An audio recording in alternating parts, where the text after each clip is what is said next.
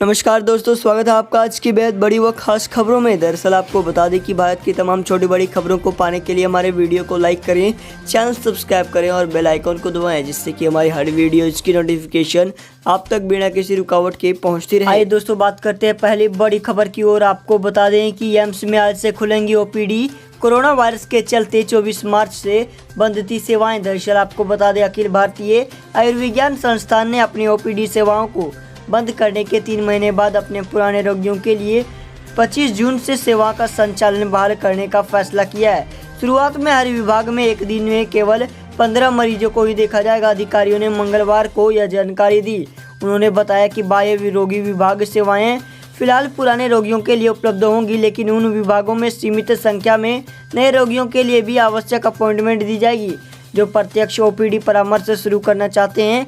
आपको बता दें, अपने इतिहास में पहली बार एम्स ने कोविड-19 के प्रकोप को नियंत्रित करने के उपाय के तहत 24 मार्च से अपनी विशेष सेवाओं समेत ओपीडी सेवाओं को बंद कर दिया था। आपको बता दें कि मंगलवार को सभी विभागों को जारी एक आधिकारिक परिपत्र में कहा गया, एम्स 25 जून से ओपीडी सेवाओं को फिर से शुरू करने जा रहा है। यह सुनिश्चित किया जाता है कि एम्स के निदेशक ने पुराने रोगियों के लिए अपॉइंटमेंट को फिर से शुरू करने की मंजूरी दी है। शुरू में किसी भी विभाग में प्रतिदिन 15 से अधिक मरीजों की अनुमति नहीं होगी।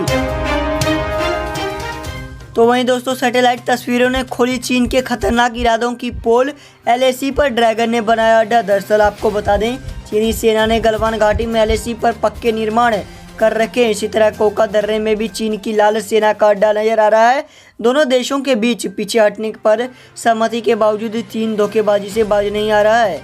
चीन ने उल्टे भारत पर गलवान में झड़प का आरोप लगाकर शांति का उपदेश दिया। पूर्वी लद्दाख में वास्तविक नियंत्रण रेखा पर सेनाओं को पीछे हटाने पर बनी सहमति के एक दिन बाद चीन के रक्षा मंत्रालय और विदेश मंत्रालय ने नई कूटनीतिक चाल चलते हुए गलवान घाटी में हुई झड़प के लिए भारत को पूरी तरह से जिम्मेदार ठहराया। चीन के रक्षा मंत्रालय के प्रवक्ता वू वियान ने कहा कि हम उम्मीद करते हैं कि सीमावर्ती इलाकों में शांति और स्थिरता कायम रहेगी। आपको बता दें दोस्तों कि भारत ने एक तरफा कार्रवाई की जिससे हिंसा हुई। कियान ने कहा, भारत चीन सीमा पर हुए संघर्षों की पूरी जिम्मेदारी भारतीय पक्ष की है।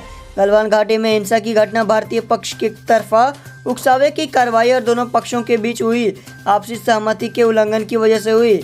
उन्होंने कहा कि चीन और भारत एक दूसरे के महत्वपूर्ण पड़ोसी हैं। ऐसे में सीमा क्षेत्र में शांति व्यवस्था बनाए रखना दोनों पक्षों के साझा हितों में है। इसके लिए दोनों पक्षों के संयुक्त प्रयासों की आवश्यकता है। उन्होंने कहा कि चीनी सेना कोरोना वायरस के कम होने के साथ ही युद्ध की तैयारी के लिए जमीनी स्तर पर प्रशिक्षण को बढ़ा रही है। साथ ही दोस्तों, बढ़ते अगली बड़ी खबर की ओर। आपको बता दें, उद्धव का पीएम मोदी को खत, मेडिकल पोस्ट ग्रेजुएशन की परीक्षा स्थगित करने की मांग। दरअसल आपको बता दें, महाराष्ट्र के मुख्यमंत्री उद्धव ठाकरे ने मेडिकल पोस्ट ग्रेजुएशन की परीक्षा को स्थगित करने को लेकर प्रधानमंत्री मोदी को खत लिखा है। उद्धव ठाकरे के इस कदम से उन तमाम मेडिकल छात्रों के चेहरे पर खुशी आ जाएगी जो इस बात की शिकायत कर रहे थे कि वे कोरोना के मरीजों के इलाज और भर्ती की परीक्षा को लेकर काफ़ी परेशान हैं। कोरोना योद्धाओं की चिंताओं और गंभीरता से लेते हुए मुख्यमंत्री ने पीएम मोदी से इस साल के अंत में राज्य में एमडी और एमएस में नामांकित के मेडिकल छात्रों के लिए पोस्ट ग्रेजुएशन परीक्षा को स्थगित करने के लिए हस्तक्षेप करने को कहा। आपको बता दें, उद्धव ठाकरे ने पीएम मोदी से मेडिकल काउंसिल ऑफ इंडिया को टेस्ट को स्थगित करने का निर्देश देने का भी अनुरोध किया है। ये test Maharashtra university of health sciences Nashik द्वारा आयोजित किए जाते हैं। पत्र में कहा गया है कि अंतिम वर्ष के रेजिडेंट और डॉक्टर्स ने जिन्हें परीक्षाओं में शामिल होना आवश्यक है, वर्तमान में वे महाराष्ट्र की सभी सरकार और नगर निगम के मेडिकल कॉलेजों में फ्रंट लाइन पर काम कर रहे हैं।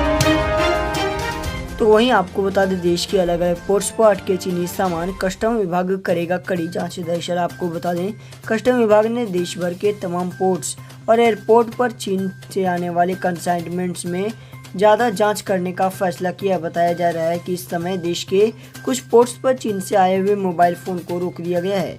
आपको बता दें कि चीन के आयात की कड़ी जांच करने वाले पोर्ट में चेन्नई सबसे पहले है। दरअसल भारत में काम कर रही चीन की कंपनियों के टेलीकॉम पार्ट्स और इक्विपमेंट्स के आयात के लिए चेन्नई का पोर्ट का अहम भूमिका निभाता है। रिपोर्ट के मुताबिक क्लियरेंस को रोकने की अभी तक कोई औपचारिक सूचना नहीं दी गई है। आपको बता दें कि लेकिन आयातकों को कंसाइनमेंट मिलने में मुश्किलों का सामना करना पड़ रहा है। आयातकों को इस बारे में बताया गया है कि कोरोना के चलते कंसाइनमेंट की जांच थोड़ा ज़्यादा हो रही है। सैनिटाइज के लिए जो भी प्रक्रिया है वह की जा रही है। इससे चीन से आए माल को मिलने में समय लग रहा है। चेन्नई कस्टम विभाग की ओर से चीन से आने वाले कंसाइनमेंट का रोजाना लगभग 300 से 350 बिल बनता है। यहाँ कुल बिल जितना बनता है उनमें यह सबसे ज़्यादा हिस्सा बताया जा रहा है कि चीन से आयात की क्लियरेंस की मंजूरी केवल पश्चिमी पोर्ट पर दी गई है। तो वहीं भोपाल में कांग्रेस के नेता दिग्विजय सहित 150 कांग्रेस कार्यकर्ताओं पर मामला दर्ज। दरअसल आपको बता दें, मध्य प्रदेश की राजधानी में पेट्रोल डीजल की कीमतों में हुई बढ़ोतरी के विरोध में बगैर अनुमति के साइकिल रैली निकालने पर पूर्व मुख्यमंत्री दिग्विजय सिंह सहित 150 कांग्रेस कार्यकर्ताओं के खिलाफ मामला दर्ज किया गया है।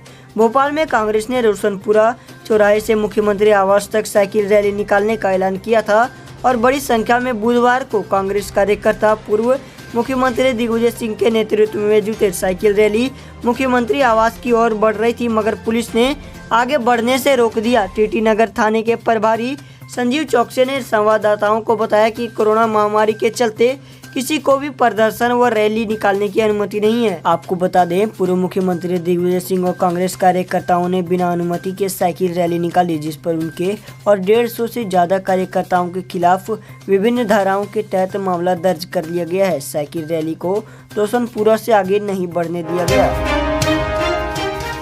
तो वही नेपाल के 5 जिलों की जमीन हड़प चुका है चीन। 2 गांवों पर किया कब्जा। दरअसल आपको बता दें, चीन ने नेपाल के बड़े भूभाग पर लंबे समय से कब्जा जमाया हुआ है। सरकारी अधिकारियों के मुताबिक नेपाल के 5 जिलों की करीब 74 हेक्टेयर भूमि और गोरखा और दार्चुला के एक गांव पर चीन ने अतिक्रमण किया है।